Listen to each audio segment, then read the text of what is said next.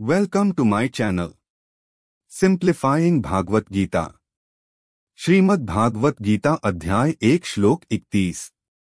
न च श्रेयोनुपश्यामि हत्वा स्वजन्माहवे न कांक्षे विजय कृष्ण न च राज्य सुखानी च। हे कृष्ण, इस युद्ध में अपने ही स्वजनों का वध करने से न तो मुझे कोई अच्छाई दिखती है और न मैं उससे किसी प्रकार की विजय, राज्य या सुख की इच्छा रखता हूँ। यह जाने बिना कि मनुष्य का स्वार्थ विष्णु या कृष्ण में है, सारे बद्धजीव शारीरिक संबंधों के प्रति यह सोचकर आकर्षित होने हैं कि वे ऐसी परिस्थितियों में प्रसन्न रहेंगे।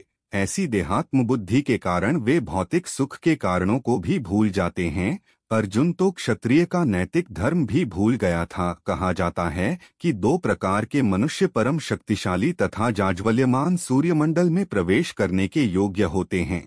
ये हैं, एक तो क्षत्रिय जो कृष्ण की आज्ञा से युद्ध में मरता है तथा दूसरा सन्यासी जो आध्यात्मिक अनुशीलन में लगा रहता है।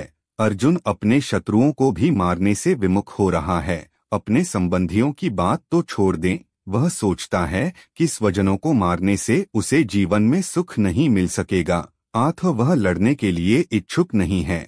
जिस प्रकार की भूख न लगने पर कोई भोजन बनाने को तैयार नहीं होता, उसने तो वन जाने का निश्चय कर लिया है, जहां वह एकांत में निराशापूर्ण जीवन काट सके। किंतु क्षत्रिय होने के नाते उसे अपने जीवन निर्वाह के लिए राज्य चाहिए, क्योंकि क्षत्रिय कोई अन्य कार्य नहीं कर सकता। किंतु अर्जुन के पास राज्य कहाँ है? उसके लिए तो राज्य प्राप्त करने का एकमात्र अवसर है कि अपने बंधु बांधवों से लड़कर अपने पिता के राज्य का उत्तराधिकार प्राप्त करे, जिसे वह करना नहीं चाह रहा है। इसीलिए वह अपने को जंगल में एकांतवास करके निराशा का एकांत जीवन बिताने के योग्य समझता है। श्लोक का सार। अर्जुन की इस दुविधा से हमें यह सीख मिलती है कि जीवन में कई बार नैतिकता और कर्तव्य के बीच संघर्ष उत्पन्न होता है।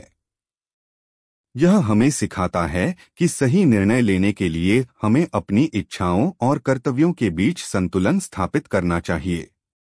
अर्जुन के इस संवाद से हम अपने जीवन की कठिनाइयों और दुविधाओं का सामना करने की प्रेरणा प्राप्त कर सकते हैं। अगर आप इसी प्रकार श्रीमद् भगवद गीता सुनना चाहते हैं, please like, share, subscribe, also comment.